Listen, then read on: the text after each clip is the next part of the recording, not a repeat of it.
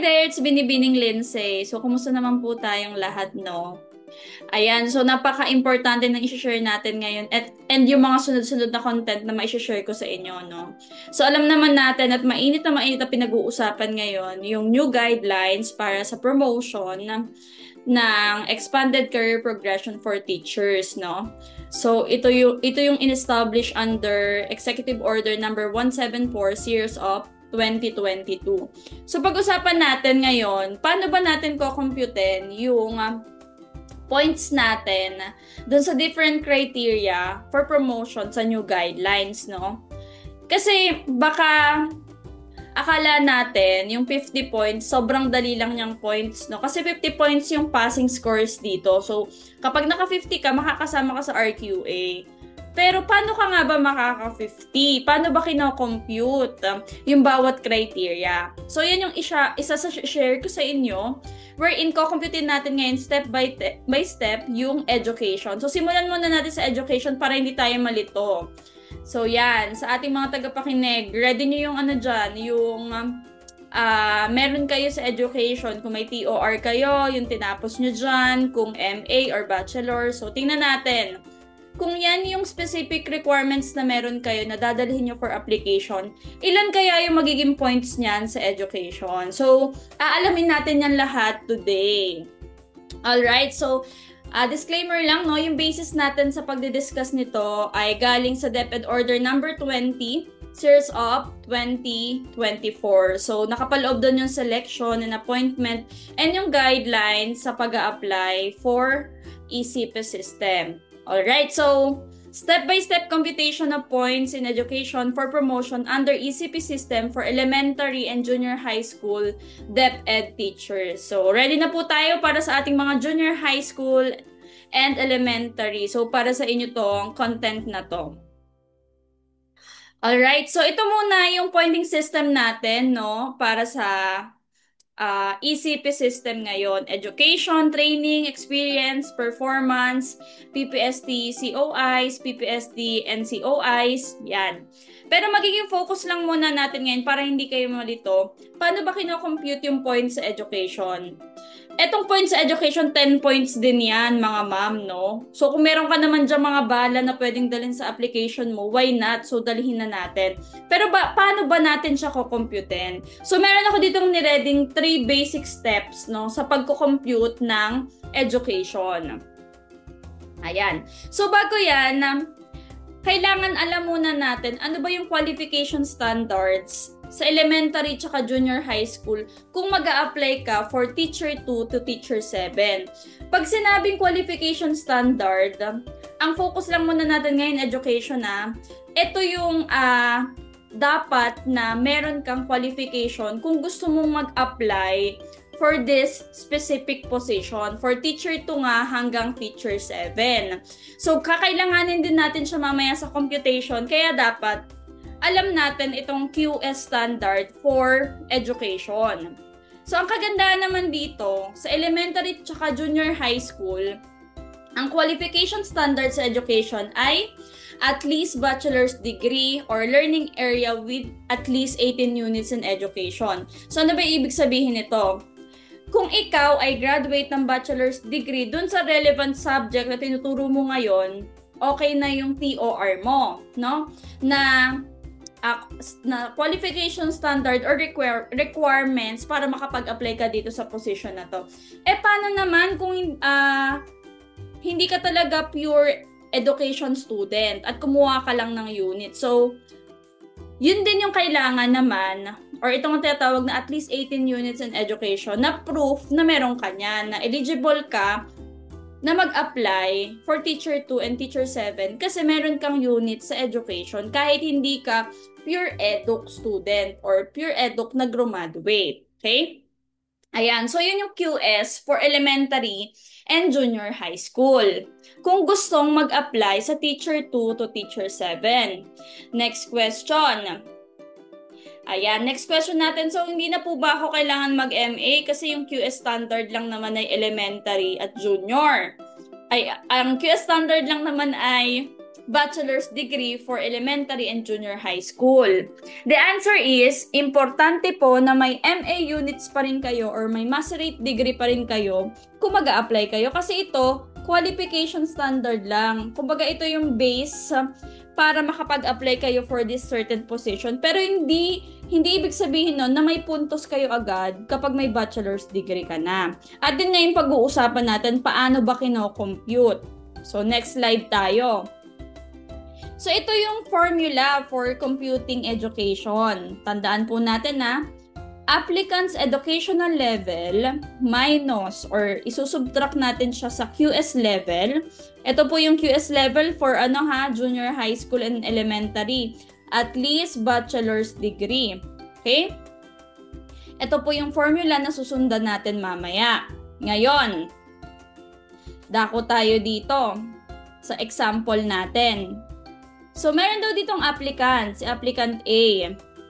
Ang tinapos niya ay meron siyang bachelor's degree in relevant subject. Okay?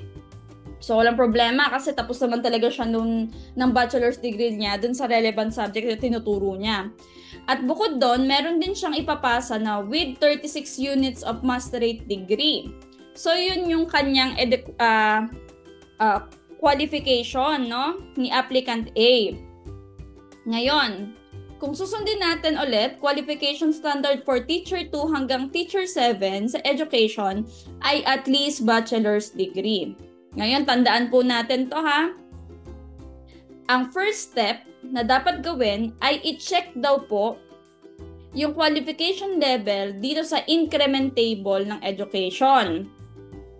So, kung ikaw si applicant A, ayan, at tapos ka, or meron kang 36 units na masterate degree, yan. Tingnan mo daw yung level mo dito sa table. Ngayon, hahanapin mo siya dito sa from hanggang to. Okay. So, ilang units nga yung daladala ni applicant A? 36 units daw ng masterate degree. So, hanapin natin kung nasa ang level yung 36 units. So, dito siya papasok. 36 units earned towards the completion of master's degree hanggang less than 39 units. So, dito siya papasok. So, ngayon, anong level mo? Level 17 si applicant A. Okay, so level 17. So, nakuha na natin yung applicant's educational level. So, ganun po siya tinitingnan. Ngayon, sabi daw sa ating formula, hanapin naman daw natin si QS level. So, kung babalikan natin tong nakaraang slide, so, ang qualification standard daw for T2 to T7, kung yun ang a-applyan mo, ay at least bachelor's degree. Ayan. So, ngayon, dahil bachelor's degree lang ang kailangan sa qualification standard, tingin tayo ulit sa table. Anong level ba yung bachelor's degree? So, ayan siya. Ang qualification level niya ay 6. So, meaning to say, kung pupunta tayo sa next step natin, ayan, yung applicant's qualification level ni applicant A ay 17, diba? So, yun yung kanina. And then, yung qualification standard ng, kung mag-a-apply ka sa T2 hanggang T7 ay 6 kasi bachelor's degree. Ang katumbas niyang level 6. Ang katumbas ni applicant A na level ay 17 kasi may 36 units siya sa masteral degree niya. Okay, ang formula natin para sa step 2, isusubtract natin yung applicant's educational level doon sa QS level. So, 17 minus 6 equals 11. So, 11 yung increment niya. Okay, so ibig sabihin, si applicant A ay may increment na 11. Ngayon, tingnan natin yung rubrics na ginagamit sa pointing system sa education. So, dito mo ngayon makikita kung nasaan si increment. Sabi kanina, ang increment ni applicant A ay 11. So, dito sa table ng education ka titingin. So, nasan dyan ang 11? Kung mapapansin natin, dito siya papasok sa 10 or more increments. Kasi nga 11, may 11 ba kayong nakita? Wala. Pero may nakalagay dito, 10 or more increments. Ngayon, anong katumbas na points? Ang katumbas na points, ay 10 points. Meaning to say, perfect okay, perfect niya ang education. Nagigets na po ba? So, ganun po mag-compute for education. Ayan, so may bonus tayo dito, ang isa pang example. Paano naman po man kapag wala po akong masteral degree? As in, hindi po ako nag-aral ng MA. Ayan, so paano ko po kukumputin yung education ko? So, balik tayo dun sa step 1. I-check natin yung qualification level mo. Halimbawa, ikaw si applicant na walang MA degree. As in, bachelor's degree lang po yung pinaka-meron ka or madadala mong requirements. Ngayon, tulad ng sabi ko, saan ba natin makikitang level si bachelor's degree? Dito sa increment table ng education.